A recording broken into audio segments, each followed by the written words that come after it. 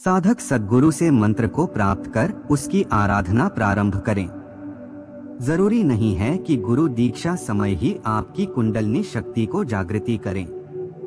आपके लक्षणों को देखकर आपको आगे बढ़ाएगा, परंतु गुरु के द्वारा किया गया शक्तिपात व्यर्थ नहीं होता, उसकी कुछ अनुभूति बनती है। एक आपको महसूस होगा कि इस व्यक्ति गुरु से चिरकाल में कहीं मिले हैं।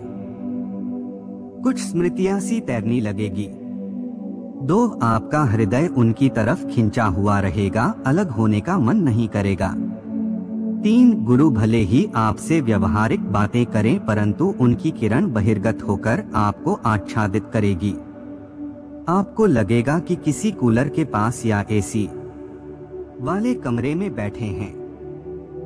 4 कभी लगेगा आपके आसपास का तापक्रम कुछ बढ़ रहा है, सर्दी में गर्मी प्राप्त होने जैसे सुखद आनंद का अनुभव करेंगे। 5 गुरु का चेहरा ओजमय या लालिमा अथवा स्वर्णिमा आभा जैसा होने लगे। भले ही वे आपसे सामान्य बातें कर रहे हो तो समझें वे अपनी शक्ति को एकाग्र कर आपकी ओर प्रवाहित कर रहे हैं। 6 गुरु से वार्तालाप के दौरान आपको मूर्छा का सा अनुभव होने लगे एवं मदहोशी सी आने लगे तो समझे गुरु द्वारा शक्तिपात हो रहा है। 7 आपका मस्तिष्क किसी अलौकिक स्वप्नलोक की ओर बढ़ रहा है एवं कुछ अनुभूतियां बनती है तो गुरु कृपा बन रही है। 8 आपके शरीर में स्फूर्ति एवं यौवनता का एहसास हो तो भी शुभ लक्षण है। 9 यदि दीक्षा ग्रहण करने के बाद आप पर अचानक बेहद विपत्तियां आती है तो समझिए कि गुरु का प्रहार आपके पूर्वजन्म के पापों पर हो रहा है। ऐसे साधक अधिक उन्नति करते हुए देखे गए हैं।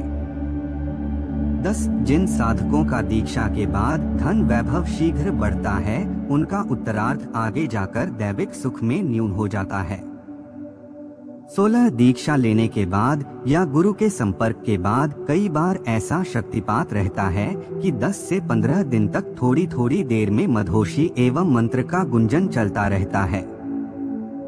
12 आपको अपना शरीर व मस्तिष्क हल्का महसूस होवे। 13 मस्तिष्क का झुकाव अचेतन मन की ओर होने लगे तथा वार्तालाप करते करते आपका मन कहीं और उड़ने लगे, सामने वाले की बातें आपको कम सुनाई देने लगे। आप उल्टा यह महसूस करने लगे कि कहीं मेरी यादाश्त तो कम नहीं हो रही है, क्योंकि मन की उड़ान अन्यत्र रहती है।